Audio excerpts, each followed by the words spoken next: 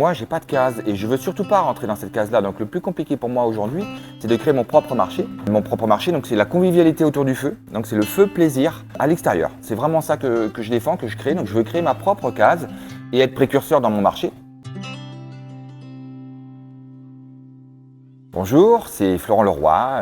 Je suis là pour vous présenter mon projet de marque que j'ai créé, marque de gamme, qui s'appelle AC242.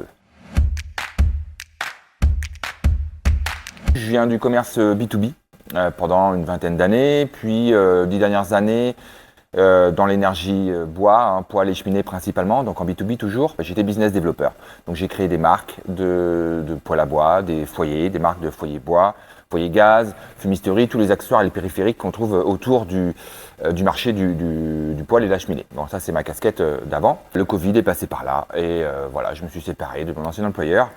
Et j'ai décidé de monter mon propre projet donc, qui s'appelle AC242.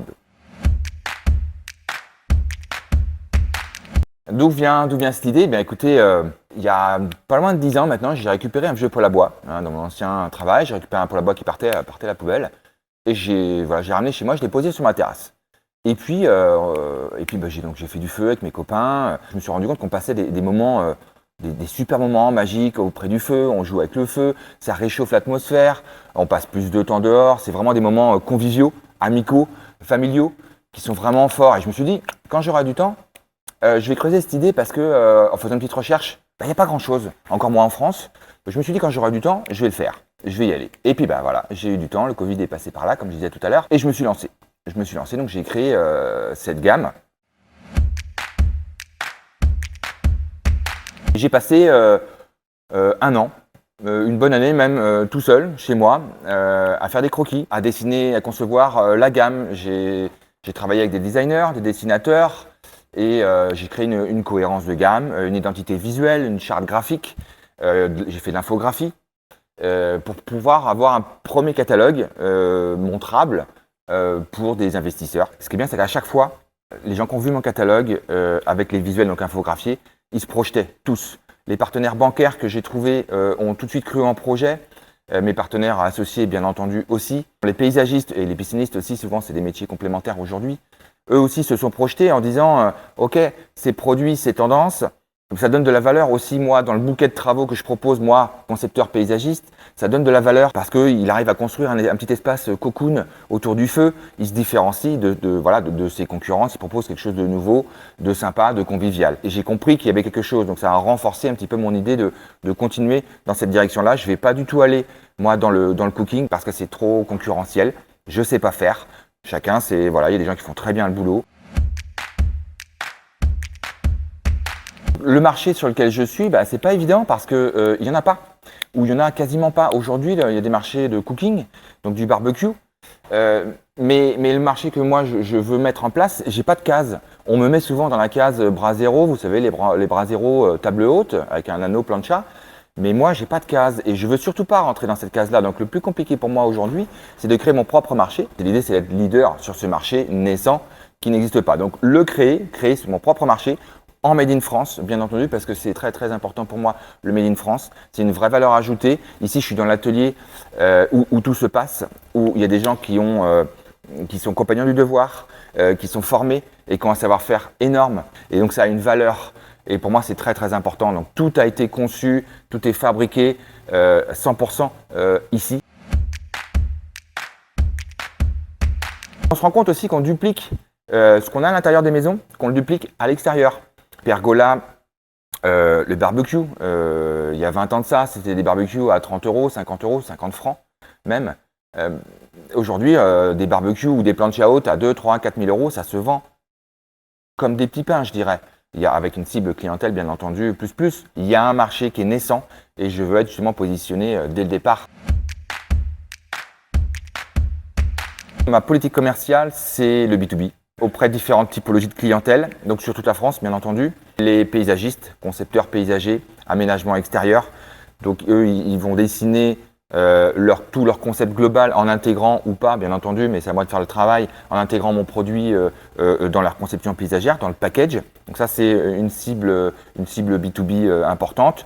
Deuxième et troisième cible, je dirais, ce sont tout ce qui est cheministe. Ça permet aussi d'un cheministe de vendre un deuxième produit, parce qu'une fois qu'il a vendu un poêle, une cheminée, il ne va pas en vendre tous les ans ou tous les 5 ans. Donc il peut rappeler sa clientèle et dire coucou, j'ai quelque chose autour du feu dans mon univers, mais à l'extérieur. Donc ça c'est intéressant pour eux aussi. Et les piscinistes. La pisciniste, c'est plus, on vend la piscine, mais on vend l'accessoire. On vend l'accessoire plus, on vend le concept autour de la piscine, l'aménagement autour de la piscine. Voilà un petit peu la politique commerciale que j'ai choisie donc en B2B sur toute la France via des agents co dédiés dans chaque métier.